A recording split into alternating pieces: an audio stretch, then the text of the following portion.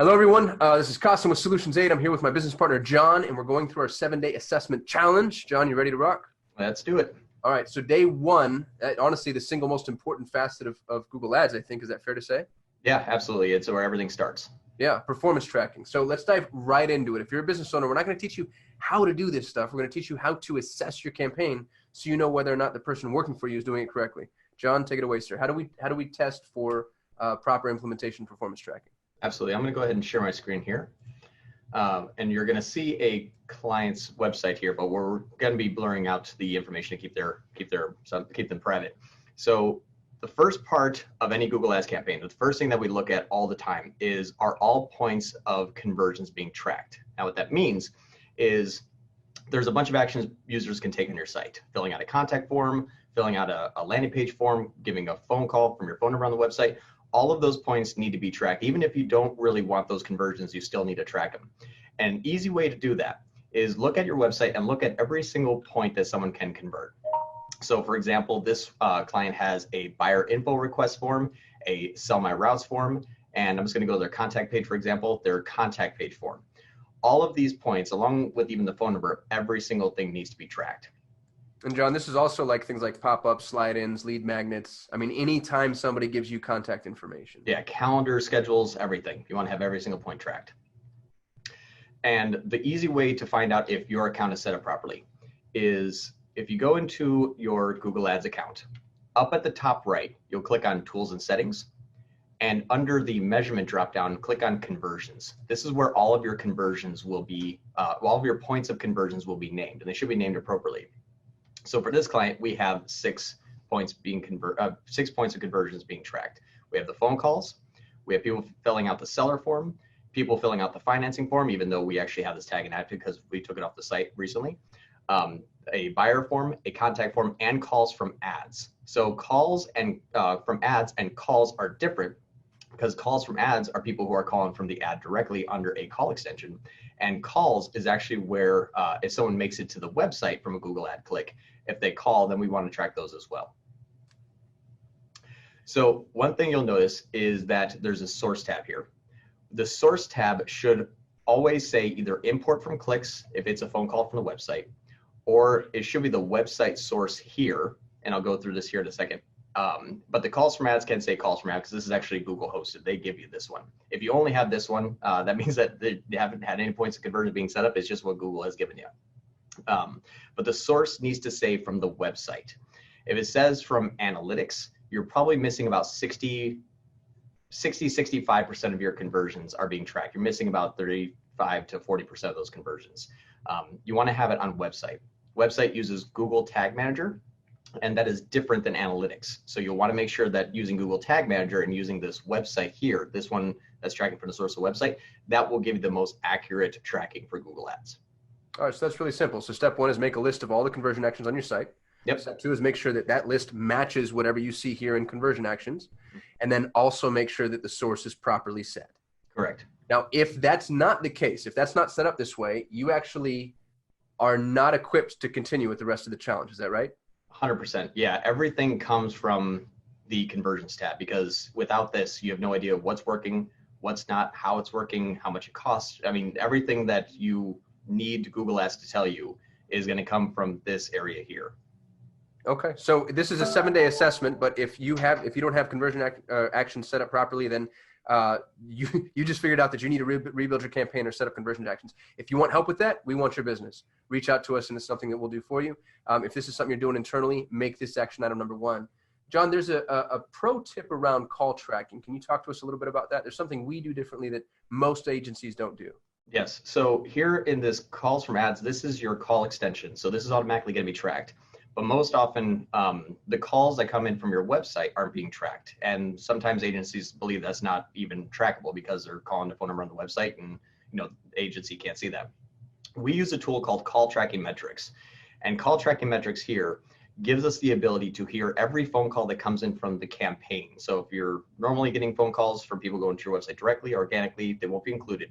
But if you get a phone call from what they call post ad click, so they click on an ad, you go to the website, they give you a phone call, we track it here with Call Tracking Metrics.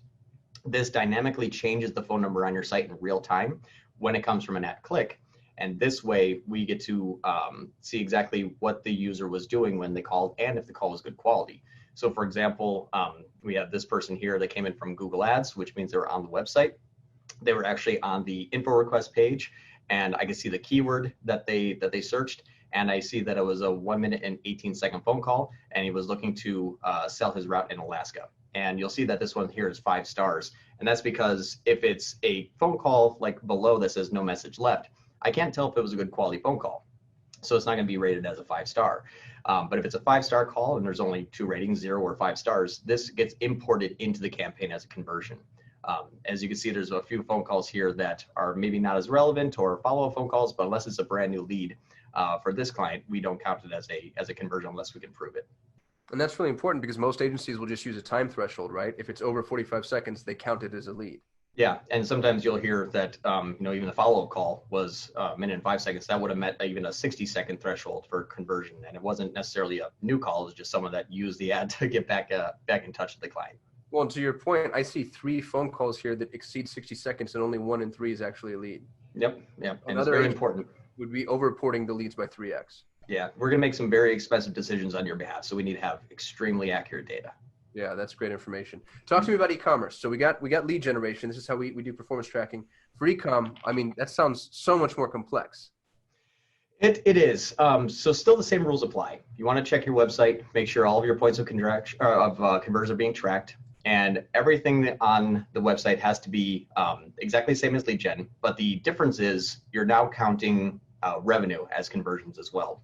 So an easy way to make sure that everything's being tracked is if a certain time period, let's say for the last 30 days, whatever your Google Ads conversion tracking in the amount, what they call the conversion value, if that's matching up to what your e-commerce platform or your bank account says, then you're most likely setting up, you have a good setup.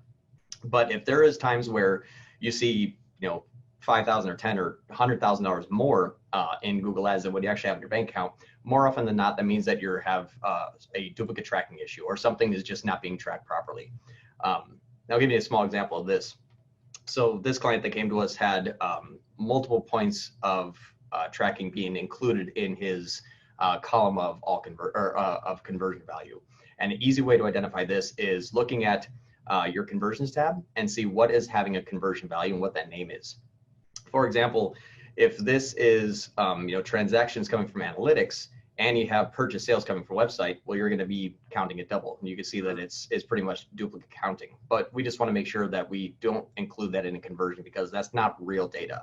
So easy way of finding this is just making sure that if Google Ads says you made $50,000 in the last 30 days and you only made 25, chances are it's either incorrect tracking or duplicate tracking or something's just not set up properly. Okay, so Google Ads should match Shopify, should match Chase Bank or whatever, wherever my deposit's going. And as long as they match, so how do I see how much Google Ads tells me that I made? Where do I go? Is this the tab? So you can do it in this tab. This tab will give you what they call all conversion value. But one way to easily find that is to go into the columns tab here, click on modify columns, and then under the conversions section here, you'll find 2 very similar buttons. And this is a common mistake. Conversion value and all conversion value. Conversion value only uses the tab that we want included in conversions, meaning if we see a revenue number and we agree that revenue number is accurate, we'll include that in conversions. But we won't include all of the other type of conversion values that are false. So make sure that this one's checked here and not this one here.